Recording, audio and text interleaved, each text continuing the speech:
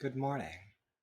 It's another Wednesday, and it's been another week. So here we go. A little reminder: last week it was foggy, so much so that you can see the issues with draw distance in reality over here.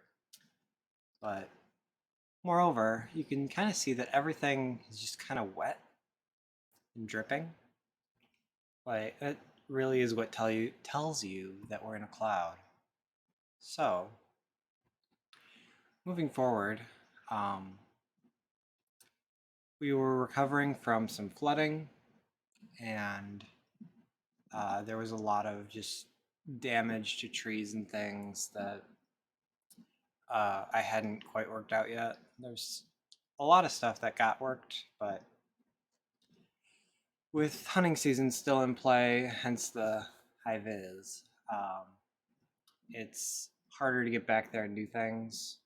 Um, so, moreover, it's important to um, make the most of the time you have with the things you do. My local group actually started a little scavenger hunt, and that's really cool.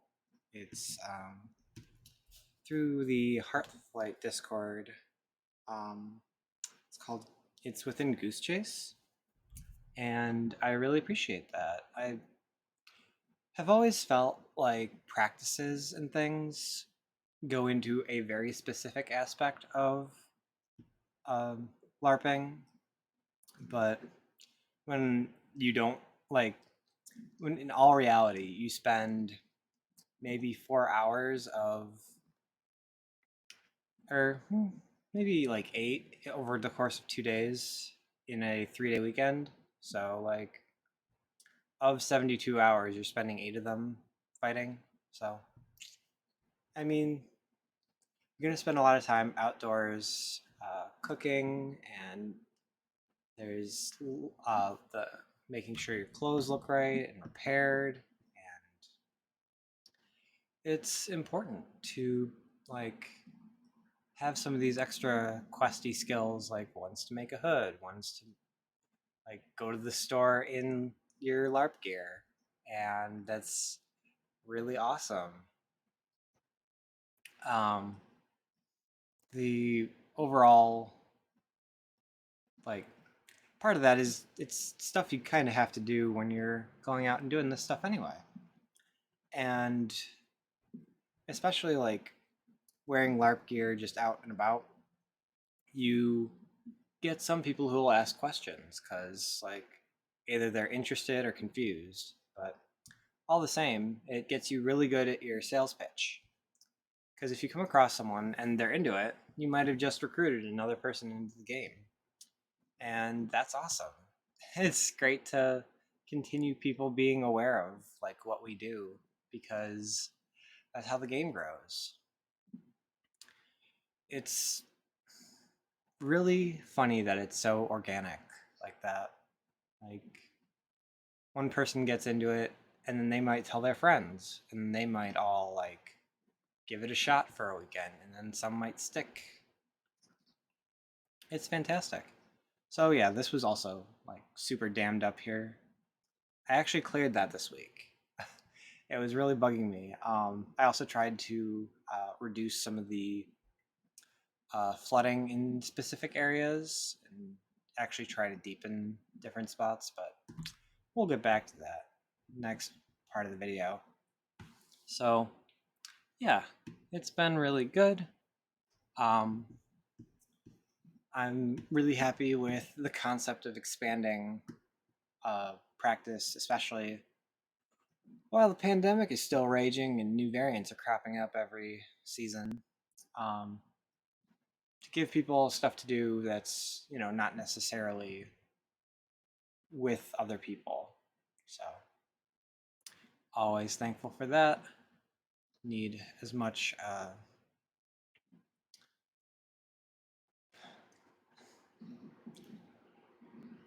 how to put this. So I read a biomechanist called, or her name's Katie Bowman, and her concept on exercise is that we treat it like junk food. If you only exercise to exercise and it's something you do like once a week, like it's basically junk food in a positive way for the body.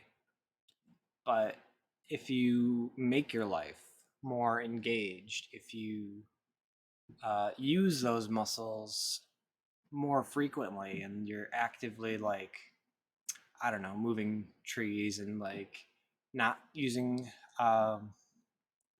crutches, so to speak, of like chairs and things that would like allow your muscles to atrophy, that you're improving your body overall and you're getting a better um, more dynamic use of them. So it's a fantastic use, and it's really a concept of taking to the home. There's a lot of different ways to like utilize that. So moreover, the muscle, like you have to kind of like learn what muscles you're using and kind of try to be dynamic in their use.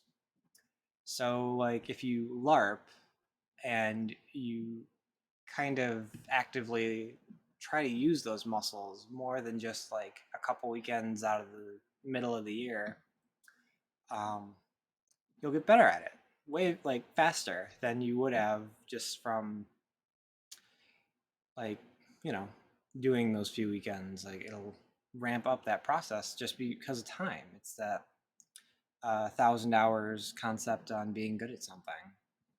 So the more you do something, the better you'll be. So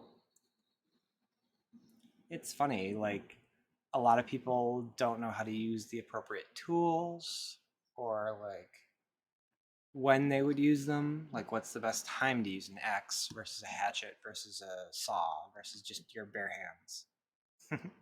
So it's really interesting to kind of live this life and have it so close.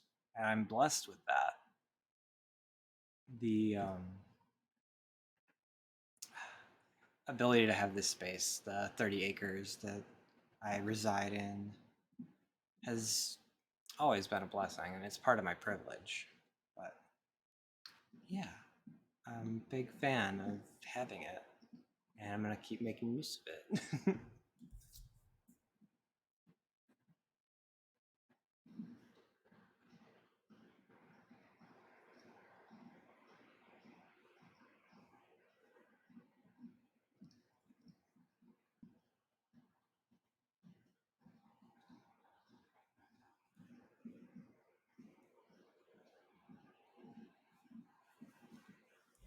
Okay. I had a friend come out this past weekend and it was very nice to show another person um, the yard, the space, all of it.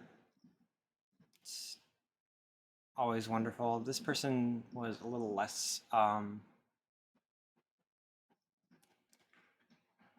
They usually don't like they're a larper, but they don't get out into the woods very often.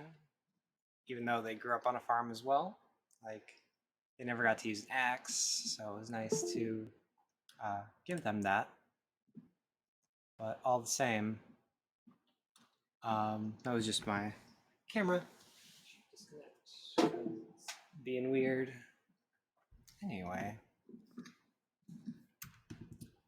so I was just checking in with them. They got home safe and everything's good there.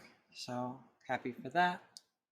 And it's important to engage with your community.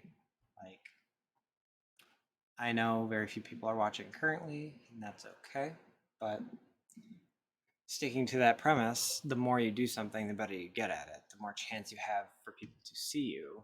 So, like, it goes back to that wearing your LARP gear out in public. Like, yeah, someone might see you. You might actually get to interact. It might be a joke initially, but it's still practice. Because there are a lot of people who are gonna not understand what we do, and like it's it's amazing how school and everything kind of cautions us from doing anything that can be considered weird. As there's a lot of times in situations like these where um, there's the feeling or threat that we're going to get bullied or like made fun of or any kind of the things out there that school was so known for and so like built into. So having these kinds of experiences where we're actively being a strange figure, actively like working through these kinds of changes and things, um, it's rough. And it can be really hard for a lot of people with anxiety to go out and make themselves a target again. We've had some bad experiences, and life isn't exactly great at allowing people to be themselves and be different and accept that, even though they really should. Like, we don't want people to be homogenous. We don't want everyone to wear the same thing and look the same way. Like, that gets really boring. And it's one of the more interesting aspects because it's something I don't necessarily agree with in LARP. Like, yes, I can understand not wanting people to look futuristic or modern, but we're especially in a fantasy LARP, like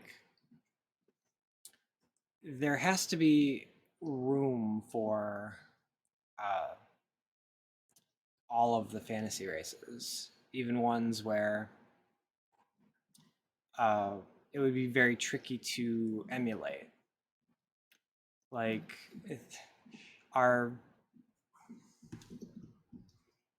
our world of like fantasy just is so broad, especially when you get into like goblins or gnomes. There's celestial beings. There's like the whole Warhammer 40k universe, but that's futuristic. I'll accept that that isn't truly fantasy, but still, there's enough where a whole artificer class exists in D&D, and if you're not going to like if that class doesn't vibe with you, there's not a whole lot I can do for you, but I can imagine like if artificer was your thing, like you only played artificers, you absolutely loved them, it would be so discouraging.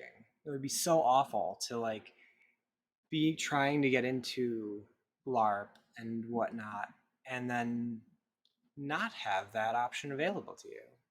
Like, it's a real D&D class. They make little like constructs, little robots. How are you going to deprive someone of their little robots? Like, just because it sits a little outside of the norm, as long as they can make it work, like as long as you're blending in, as long as you're not going full Terminator with it, like you can. On that same sentence, though, like Warforged exist. How are you going to deny a person their Warforge? Like, again, you just have to make it look right, make it look good. Like, not be completely out of place. But it exists. It's in the books. You can do these things. Like, I chose a Kenku. They're a real class that you can play, and it's not the norm. And like, how are you gonna tell me that I have to wear like Norse gear or Celtic gear or like all of these more based in reality gear, like cloth options, when it would be very different for a like fantasy race that like has different parts and different like organs and structure and everything. So that's just always something that's bugged me. We'll be right back. Get into the next video.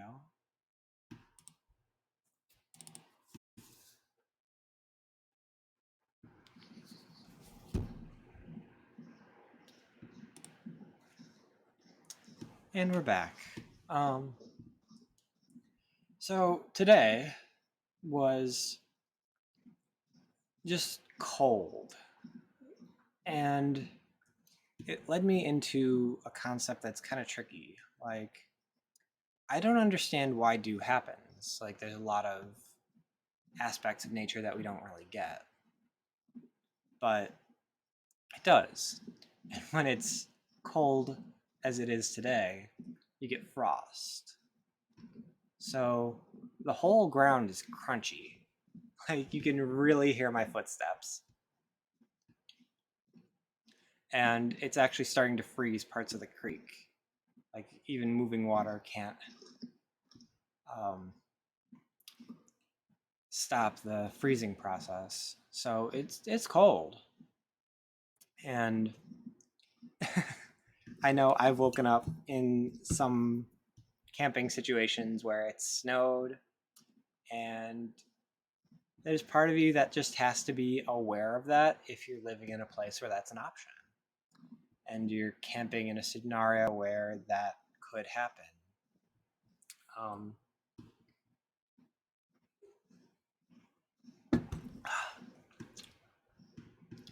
so, being in and of a situation, if it helps if when you sleep, you bring the blankets and covers over the head so that your exhales at body temperature are filling your space a little bit. You do need a like air intake space, but preferably that'd be down by your toes or extremities, balling up to give yourself like a good little like ball of space. Keeps your body temperature close together, so that's also very helpful. But yeah, you can kind of see that everything's kind of like got a white tint to it and that it's a little crunchy. You can see water's freezing up here. So like, even though it didn't snow, it's still cold enough to freeze. And it's freezing and exposure, and especially if you get wet at all, including sweat. Like, that's the one that's wild that will catch you off guard, is that your sweat can freeze. And that gets really rough if it's that cold and you're in that kind of a situation, and especially if you wear cotton. That's where the more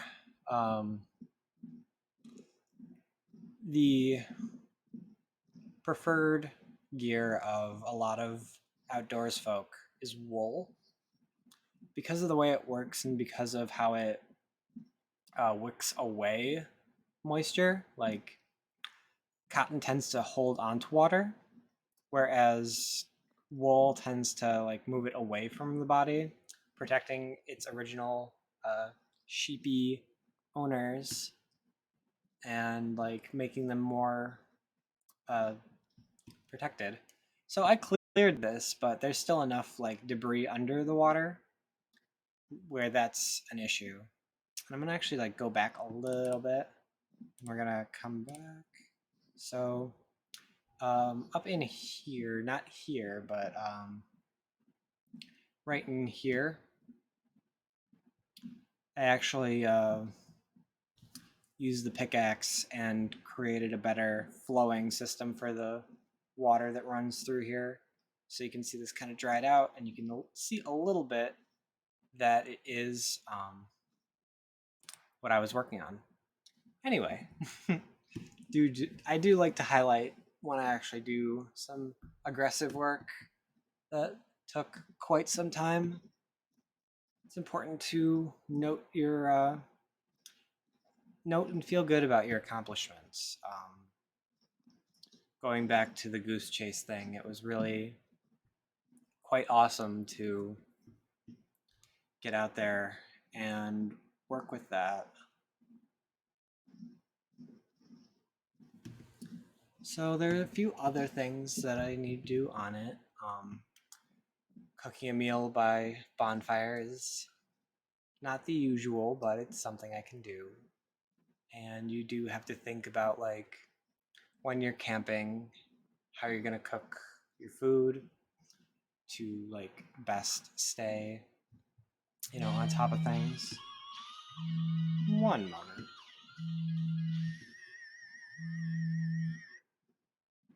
Okay. Sorry about that. Spam calls be infinite. But um yeah, it's important like staying warm, staying sheltered, and having food are like the basics. So like if you have all of these things, you're gonna have a better time if you don't have one of these things. So you need a good tent. You need a good uh, cooler probably to keep your food and things. Probably some drinks. Gotta stay hydrated. Um, Especially if you never know, like if the place you're going to is going to have a good source of potable water. Understanding how to like work with water in general is a really good skill to have. Um, and like having good clothes that are going to keep you like acclimated for your situation. Like you're not going to bring heavy wool gear to like the equator during the middle of summer. You're going to die. You're going to die. So it's important to be very aware of seasons. And it's interesting that we have more access to places where it was kind of colder in their gear and importance, as they would have made it much more important. Rather than places where it's nice all year round, they are going to have less written down and or like records. The material wouldn't have lasted if it was something very light or simple. But it's important to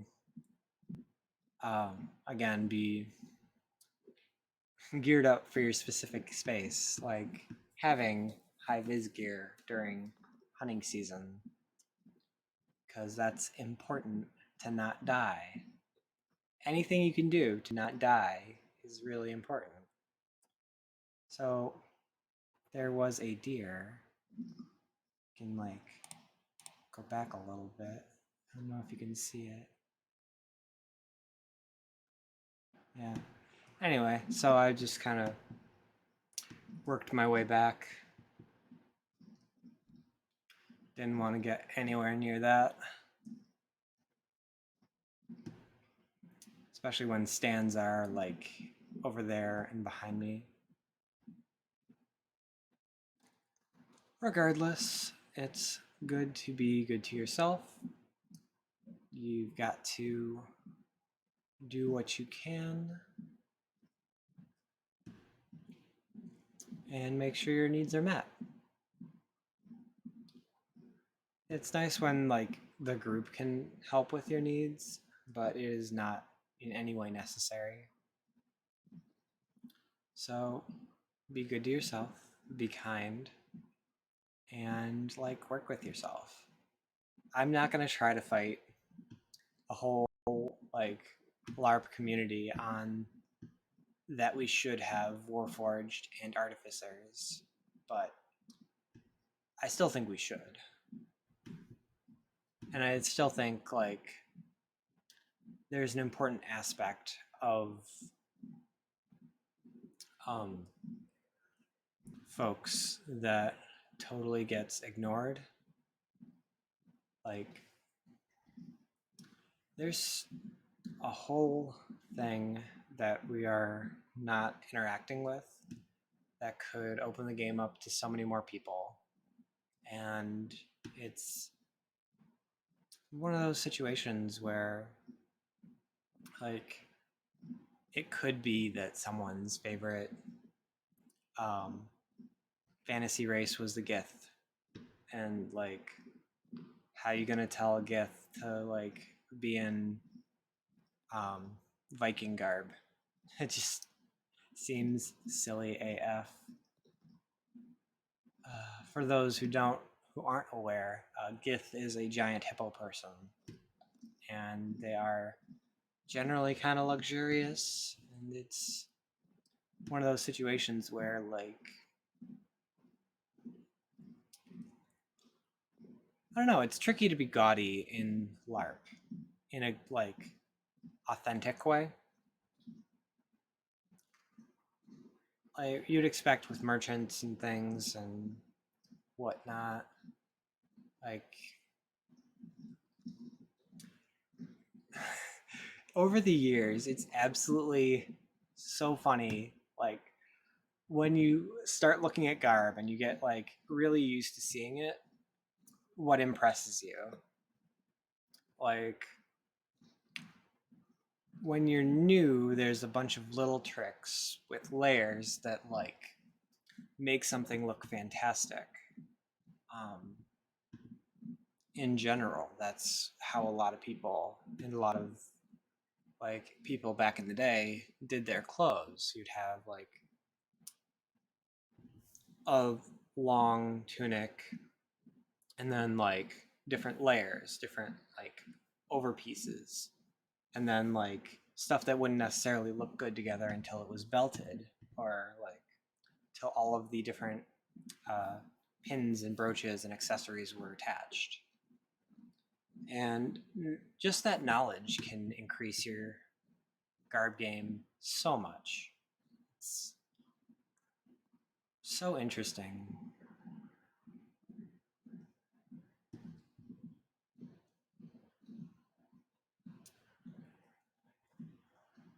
I don't know.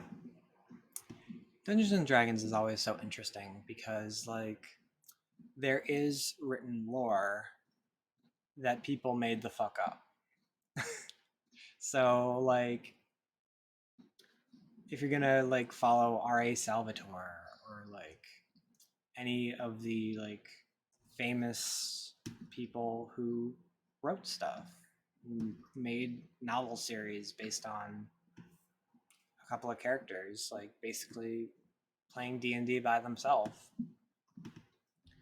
It's their world, their version. I my the D&D headcanon of mine is that there would be way more trading and that you could see um, goblins in dwarvish style. You could see um, really like trade would completely flow. Oh, I decided to take a different route back because of that gnawing suspicion that like going the same way is really annoying, and this kind of like gives me an idea to path out for the way back. So I'm just like giving this a look. Um, but there would be more trade. There would be like different inter workings of all of the peoples. And with spell jamming being a thing, it could create some really weird scenarios where, like, you just have a random space clown just hanging out. And it's not exactly like something that you'd expect to see, but that's the wonder of fantasy. Like, I would give so much props to anyone who decided, like, no, I'm a space clown. Fuck you. You know? And that was their whole, like, persona. If that's just what they wanted to do. Like, how are you gonna tell them no? Also, I was getting a little upset with the chainsawing in the background, so I didn't want to like proceed any further in case like I run up on somebody.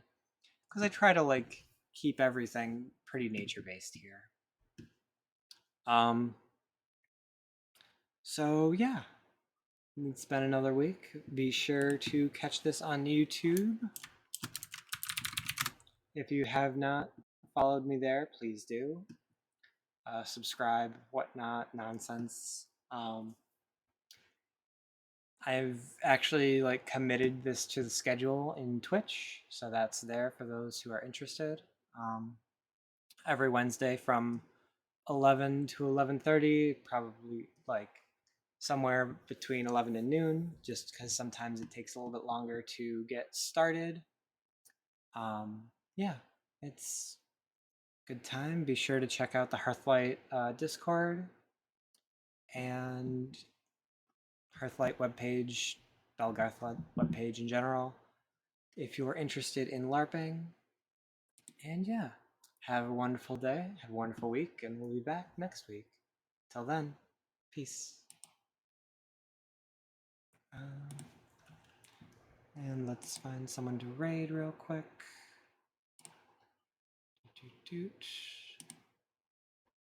Anyone interesting? Yeah, Pip Spray.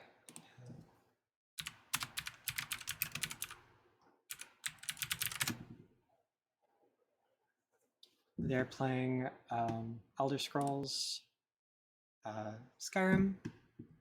Have fun, watch them, enjoy.